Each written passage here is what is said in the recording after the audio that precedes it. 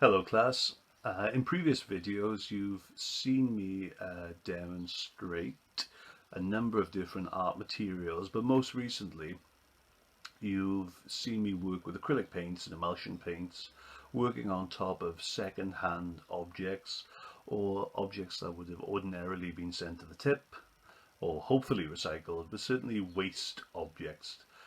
In art, any artwork that's created out of these kind of things is normally put under the umbrella term of found objects. Now, these found objects here, the slippers, I've glued to a second-hand canvas and have been working them up just by studying the folds, the creases in the fabric, and then finding the faces. So it was quite straightforward with the Joker. That immediately sort of revealed itself as I was working. Same with Homer. Homer came into being just because I painted him yellow to start with, and all of a sudden I knew exactly what that was going to be.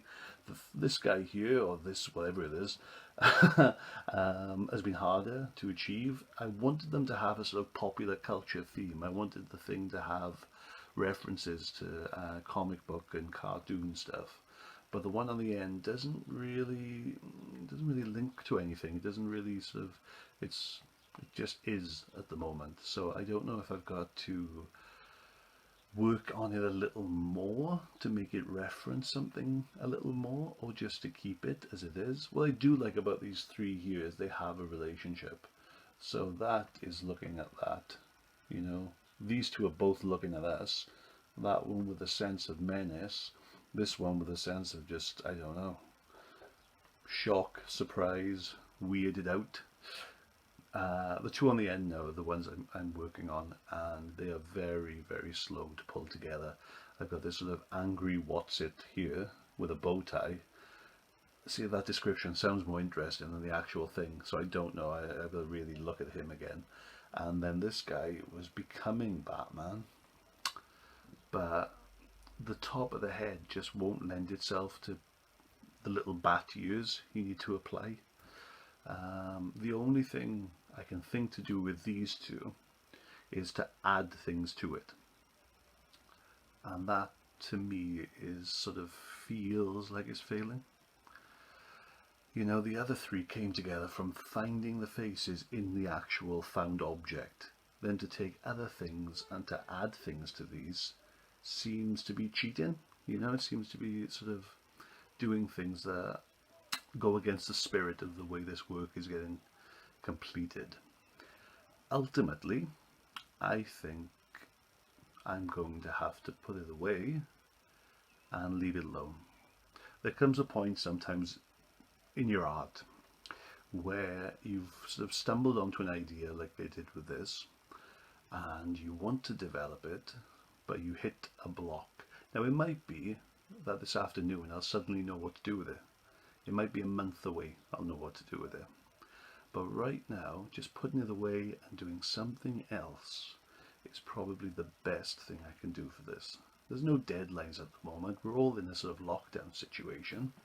So one of the most positive things about that is you get to have a bit of time to have a think and to succeed with things on a much slower pace. So I'm going to put this one to one side. The theme this week is popular culture, so I'm definitely going to tackle something else around that theme. I mean, popular culture, comics and cartoons do have a thread in my work. And for many of you doing GCSE with us, popular culture is definitely something you can absorb and use in your work. So it might be making objects like this, it might be making portraits, it might be making little sculptural things, certainly lots of drawings. It'll all lend itself to your GCSE coursework theme, which is identity. We are shaped by the things we look at in popular culture. It does have an impact on us. So, if you stick around, the little piece of video after this is a speeded up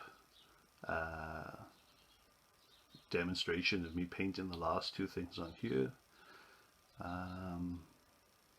But yeah, the plan is definitely to put this one away, start something new, and then come back to it, hopefully with a solution. Take care, everyone, and send your work in. I'd love, love, love to see it.